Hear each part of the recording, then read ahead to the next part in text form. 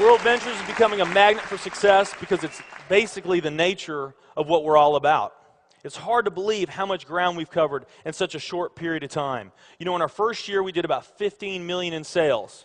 Our second year, we closed out at right at $50 million. That's over a 320% increase in our second year. And we are totally convinced that we will clear in our third year $100 million. And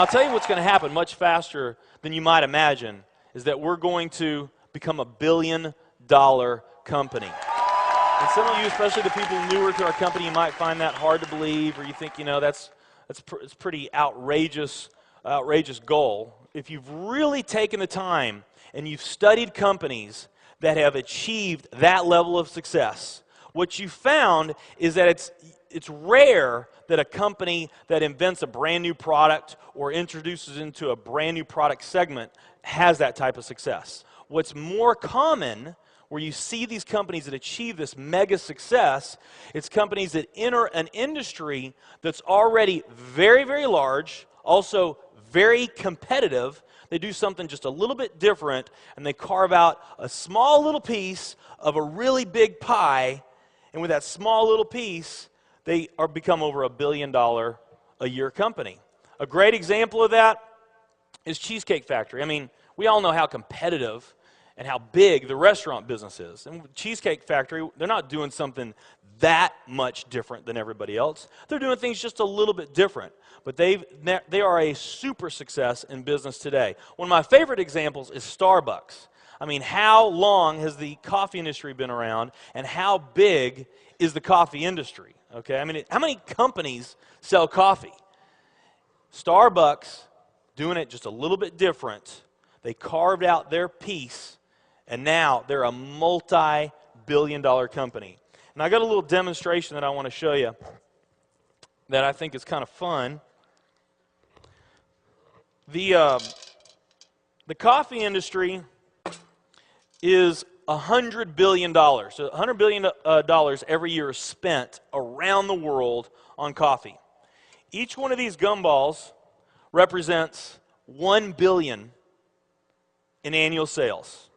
There's 100 gumballs in here. This is the coffee industry.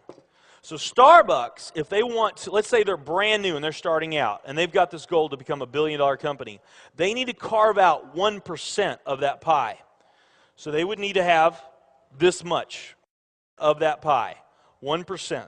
So it's really, you know, a small percentage of this overall pie.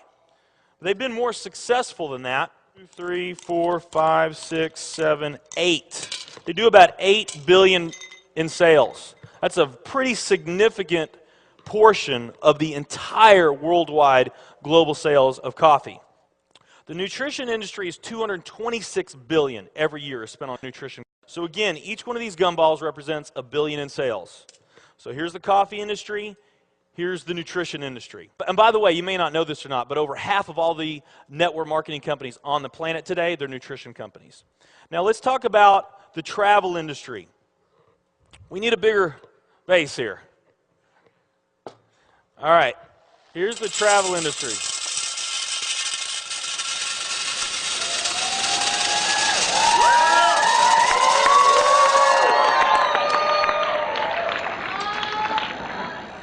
Pretty impressive, right? Well, it doesn't stop there.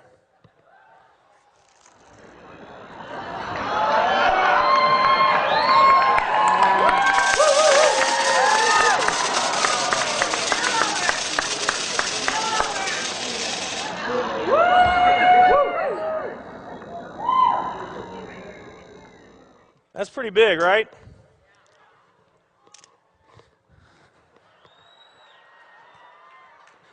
There's more.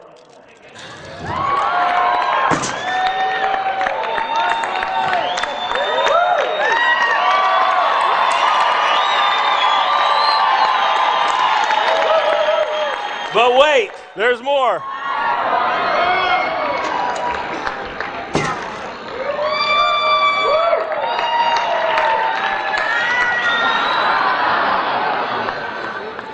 And one more.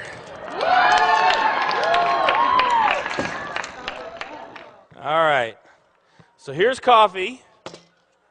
Here's nutrition, the entire nutrition industry. Here's travel.